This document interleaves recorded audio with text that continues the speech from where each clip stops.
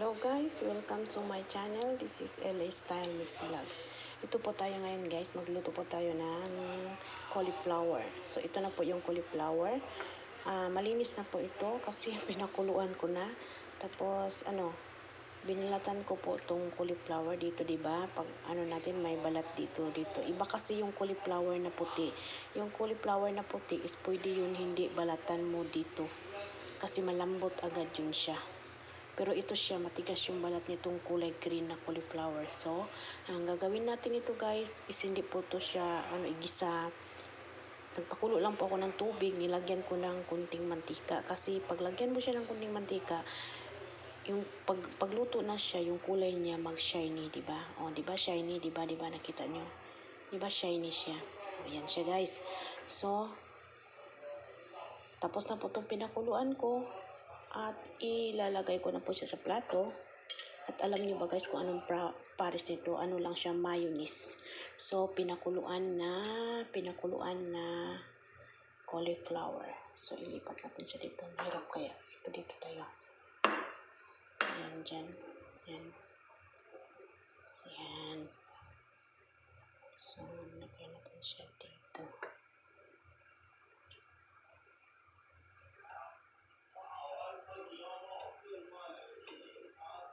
Amo ko ang kakain ito guys. Kakain din ako. Kasi yung amo ko hindi na siya kumakain ng rice. Ano na lang siya, gulay. Puro repolyo. Pero mapili din siya sa gulay. Mapili din siya sa gulay na kung anong kainin niya.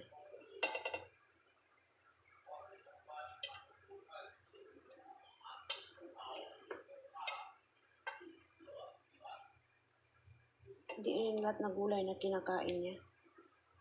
Piliin din niya yung gulay. 3 months na siya hindi kumakain ng rice. Gulay na lang siya. So, umaga kumakain. Ang kinakain niya is hindi siya nagkakapi. Lang siya. Kalabasa at saka carrots. Nilaga lang. Tapos isang itlog, nilaga. Tapos ni-shake sila. Lagyan mo din ng kung may ka, may powder ka na kung ilalagay mo yung powder na mga yung magatas, klase dyan. Pwede mo siya ilagay. Di ba may mga ngayon, yung mga kulanji, mga pa dyan na powder. Di ba? Pwede mo siya ilagay. Yun. Sa umaga yung kinakain niya. Pwede din Milo. Lagay niya doon sa kalabasa na ni-shake ng kalabasa. Yan. So, ito. Ay, ubo.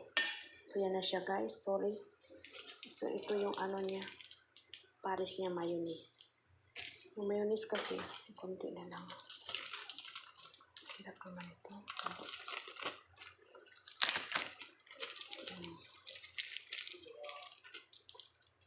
Yan guys. So, itong mayonnaise guys, ilalagay siya dito sa baba, sa ibabaw. Yan.